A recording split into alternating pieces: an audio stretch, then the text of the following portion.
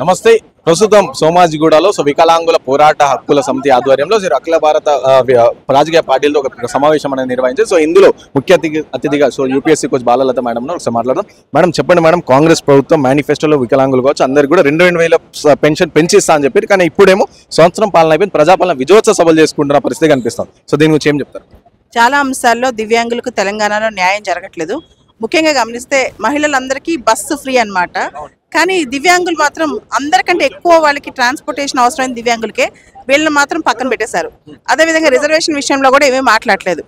అతి ముఖ్యంగా చెప్పాలంటే పెన్షన్స్, దివ్యాంగ పెన్షన్స్ వీళ్ళు 6,000 చేయమని, ఒక డిగ్నిఫైడ్ లైఫ్ లీడ్ చేయాలంటే, ఒక భద్రతాపరమైన జీవితం లీడ్ చేయాలంటే వీళ్ళందరికీ కూడా కనీసం 6,000 పెన్షన్ కావాలి. అటువంటి పెన్షన్ కూడా ప్రభుత్వం ఏమీ చేయలేదన్నమాట. ఈరోజు ప్రభుత్వం వచ్చి, కాంగ్రెస్ ప్రభుత్వం వచ్చి సంవత్సరం పూర్తయింది, కానీ దివ్యాంగులకి చాలా అన్యాయం జరుగుతుంది.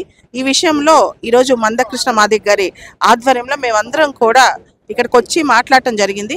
రకరకాల అంశాల్లో ముఖ్యంగా దివ్యాంగులకు ఎలాంటి జాబ్స్ ఇస్తారు, జాబ్ క్యాలెండర్లో వాళ్ళకి ఎలాంటి ఉద్యోగాలు ప్రకటిస్తారు, అదేవిధంగా దివ్యాంగులను చట్టసభలో తీసుకెళ్లాలి, దివ్యాంగులపైన అట్రాసిటీస్ ఏ విధమైన అట్రాసిటీస్ జరిగాయో అట్రాసిటీస్ మీద బలమైన చట్టాలు రావాలి. అదేవిధంగా దివ్యాంగులకు సంబంధించి ఎవరైనా స్టేట్మెంట్స్ ఇచ్చినా, కామెంట్స్ చేసినా, ఎస్సీ ఎస్టీ చట్టాలు ఎంత బలంగా ఉన్నాయో వీళ్ళకి సంబంధించి కూడా అలాంటి బలమైన చట్టాలు తీసుకురావాలని చెప్పి డిమాండ్ చేస్తూ, ముఖ్యంగా రాజకీయ రిజర్వేషన్లు దివ్యాంగులకు ఇవ్వాలంటూ కూడా డిమాండ్ చేయడం జరిగింది. అన్నగారి తరఫున అందరం కూడా. అంటే పెన్షన్స్ విషయానికి వస్తే ఏపీలో చంద్రబాబు నాయుడు గారు అధికారంలో వచ్చి, అంటే రేవంత్ రెడ్డి శిష్యుడు అని చెప్పి చెప్పుకుంటా ఉంటారు. అధికారంలోకి వచ్చిన కొన్ని నెలల్లోనే పెండింగ్ బకాయిలు కూడా అన్ని కలిపి కూడా పెన్షన్ పెంచి ఇచ్చాడు. అలాంటిది ఈ ప్రభుత్వంలో కూడా ఇవ్వలేని పరిస్థితి కనిపిస్తాం. దాదాపు 12,000 కోట్ల రూపాయల పెన్షన్స్ వీళ్ళకి 6,000 కనుక మంత్లీ వస్తే అందరు లెక్కేస్తే దాదాపు అంత అవుతాయండి. ఇవన్నీ ఏరియర్స్తో సహా ఏదైతే లాస్ట్ 1 year నుంచి ఇవ్వలేదో వాటి బకాయిలు ఏరియర్స్ కూడా తిరిగి చెల్లించాలని చెప్పి కూడా వీళ్ళు కోరుతున్నారు. పెన్షన్స్ పెంచడమే కాదు, ఈ లాస్ట్ 1 year నుంచి వీళ్ళకి రావాల్సిన బకాయిలు కూడా తిరిగి ఇవ్వాలి, ఇవన్నీ కూడా డిమాండ్ చేస్తున్నారు. దీంతో పాటు కొంతమంది దివ్యాంగులు ఎవరైతే ఉన్నారో వాళ్ళకి దివ్యాంగుల సర్టిఫికెట్స్ అన్నీ ఉన్నా కానీ పెన్షన్లో ఎన్రోల్మెంట్ లేదు.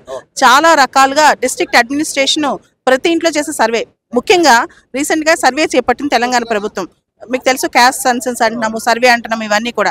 ముఖ్యంగా ఈ సర్వేలో ఏదైతే సర్వే తెలంగాణ ప్రభుత్వం చేపట్టిందో దానిలో మీరు వికలాంగుడా కాదా అనే మాట ఉంది, కానీ నీ ఏ టైప్, నీ డిజబిలిటీ ఏ రకమైన 21 టైప్స్ ఉన్నాయి కదా, దానిలో ఏ టైప్ అని చెప్పి లిస్ట్లో ఎక్కడ ఐడెంటిఫికేషన్ లేదు.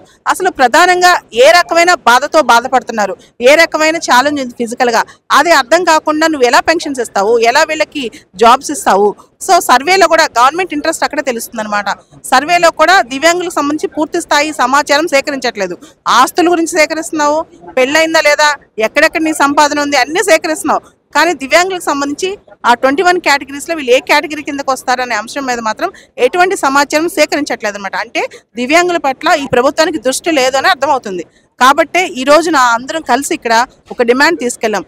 దివ్యాంగుల హక్కులు కాపాడాలి, ఇది ప్రభుత్వం యొక్క కనీస బాధ్యత. ఇది హక్కులు కూడా కాదు, కనీస మానవ హక్కు అంట. నేను ఈరోజు వాళ్ళు అడిగింది బస్సు ప్రయాణం కానీ, ఉద్యోగాలు కానీ, లేకపోతే పెన్షన్ పెంపు కానీ, ఇవన్నీ కనీస మానవ హక్కులు.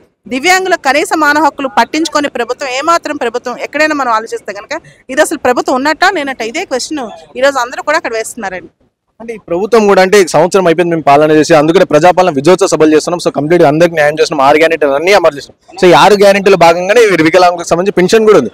ఇవన్నీ చేస్తామని చెప్పి ప్రభుత్వం చెప్పుకొస్తుంది కదా మేడం. అసలు ప్రజాప్రభుత్వం, ప్రజాపాలన అంటే ప్రజలందరినీ కలుపుకెళ్లే పాలన, ప్రజలందరినీ కలుపుకెళ్లే ప్రభుత్వం. కొంతమంది ప్రజలే దాన్ని ఇంక్లూడ్ చేసి, ఇంకొంత ముఖ్యంగా బలహీనమైన వర్గం అంటే దివ్యాంగ వర్గం, వాళ్ళని ఎక్స్క్లూడ్ చేసి, అంటే వాళ్ళని మినహాయించి నువ్వు చేసే ప్రజాపాలన ఏమాత్రం పాలన అని చెప్పి ప్రభుత్వం కూడా తను ప్రశ్నించుకోవాలి. అదేవిధంగా దివ్యాంగుల పట్ల అనుచిత వ్యాఖ్యలు, దివ్యాంగుల పట్ల అమానుషమైన వ్యాఖ్యలు, వాళ్ళ పట్ల ఒక అట్రాసిటీ, వాళ్ళ పట్ల ఒక డిస్క్రిమినేషన్, వివక్ష అనేది తెలంగాణలో చాలా పెరిగిపోతుంది. దాని పట్ల కూడా ప్రభుత్వం ఇమీడియట్గా చర్యలు తీసుకోవాలని చెప్పి మేము డిమాండ్ చేస్తున్నాం. ఫైనల్ గా మేడం ఏమి ఎన్ని రోజులు అంటే ఇప్పుడు ఆల్రెడీ సంవత్సరం అయిపోయింది కాంగ్రెస్ ప్రభుత్వం అధికారంలో, సంవత్సరం నుంచి కూడా బకాయి అంటే పెన్షన్స్ అనేది పెంచుకుంటూ ఇవ్వలేదు. ప్రభుత్వానికి ఏం చెప్పబోతున్నారు అంటే ఇంకా ఎన్ని రోజులు ఏమైనా డెడ్ లైన్ కానీ అట్లా ఏమైనా టైం ఇవ్వబోతున్నారు? ఏం దివ్యాంగులు కూడా ప్రజల్లో భాగమే, ప్రజాపాలనలో ఒక భాగమే. ఈ చేయూత, రకరకాల పెన్షన్స్ ఏదైతే ఉన్నాయో వాటికి సంబంధించి ప్రభుత్వం తక్షణమే ఈ లాస్ట్ 1 year నుంచి కూడా పెన్షన్ పెంచితే ఎంత డబ్బులు వస్తాయో దివ్యాంగులకు సపోర్ట్ చేయాలి. దివ్యాంగులు కంజినల్గా ఇప్పుడు స్టార్ట్అప్ ఇండియాస్ ఉన్నాయి, అలా టీ హబ్ ఉంది. కానీ గవర్నమెంట్ ఏం చేస్తున్నారు, డిఫరెంట్ లేబుల్కి సంబంధించిన సపోర్ట్ సిస్టమ్, ఎంటర్ప్రినర్షిప్ సిస్టమ్ కూడా క్రియేట్ చేయట్లా. నువ్వు పెన్షన్లు ఎందుకు ఇవ్వాల్సి వస్తుంది? వాళ్ళకి ఉద్యోగాలు లేకపోవడం వల్ల కదా, వాళ్ళకి ఒక ఎంటర్ప్రినర్షిప్ లేకపోవడం వల్ల కదా. ఎంటర్ప్రినర్షిప్ క్రియేట్ చేయటం, దివ్యాంగులకు సపరేట్ సపోర్ట్ సిస్టమ్ క్రియేట్ చేయటం, వాళ్ళకి ఇన్ఫ్రాస్ట్రక్చర్ అంటే వాళ్ళు ఒక చోట నుంచి ఇంకో చోటకి వెళ్ళడానికి అందరూ దివ్యాంగులు కార్లు ఇవన్నీ ఎఫోర్డ్ చేయలేరు. వాళ్ళు బస్సు ఎక్కాలి, బస్సు ఎక్కడమే కష్టం. ఎక్కంగానే వాళ్ళకి టికెట్ అడిగితే వాళ్ళు ఎక్కడి నుంచి డబ్బులు తీసుకొస్తారు, వాళ్ళకి జాబ్ రావాలి కదా. సో ఇవన్నీ దృష్టిలో పెట్టుకుని ప్రభుత్వం దివ్యాంగుల పట్ల సానుకూలంగా స్పందించాలని చెప్పి ఈ రోజున ఈ సమావేశం పెట్టడం జరిగిందండి. సో ఇంకోటి మేడం, ఈ దివ్యాంగులకు సంబంధించి పెన్షన్స్ గురించి ఎక్కడ కూడా చర్చ జరగలేదు, కానీ ఇటు తెలంగాణ తల్లి విగ్రహం పైన కావచ్చు, అంటే రూపం ఆ విధంగా ఉంది, ఈ విధంగా ఉంది అని చెప్పేసి ఏంటి ఇలాంటి వాటిపైన చర్చ జరుగుతుంది. సో దీన్ని ఎట్లా చూస్తారు? అంటే రాజకీయాలు వేరు, ప్రజాపాలన వేరు. ప్రజాపాలన రాజకీయాలని కలపకూడదు అనమాట. ప్రజాపాలన అంటే ఏదైతే రాజకీయాలకు సంబంధించిన అంశాలు ఏదైతే షో ఆఫ్ ఉందో అదంతా బయటికి, ఈవెన్ మీడియా కూడా నిజమైన అంశాలను బయటకు తీసుకురావట్లేదు. ఇలాంటి ట్రూ ఏదైతే నిజంగా ప్రజలకు అవసరమో, నిజంగా బలహీన వర్గాలకు ఉన్న సమస్యలు ఉన్నాయో అవే బయట తీసుకొచ్చినప్పుడే నిజంగా అది ప్రజాపాలనకి ఎందుకు వస్తుంది. ఓన్లీ తెలంగాణ తల్లనో లేదా లేకపోతే ప్రభుత్వం ప్రజాపాలన సంబరాలనో కాదు, అన్ని వర్గాల వాళ్ళు ఇంక్లూడింగ్ దివ్యాంగ వర్గాల వాళ్ళు కూడా ఆ ప్రభుత్వం పట్ల సంతోషంగా ఉండాలన్నమాట. అటువంటిది నిజమైన ప్రజాప్రభుత్వం అని నా నిర్వచనం, మా అందరి నిర్వచనం కూడా.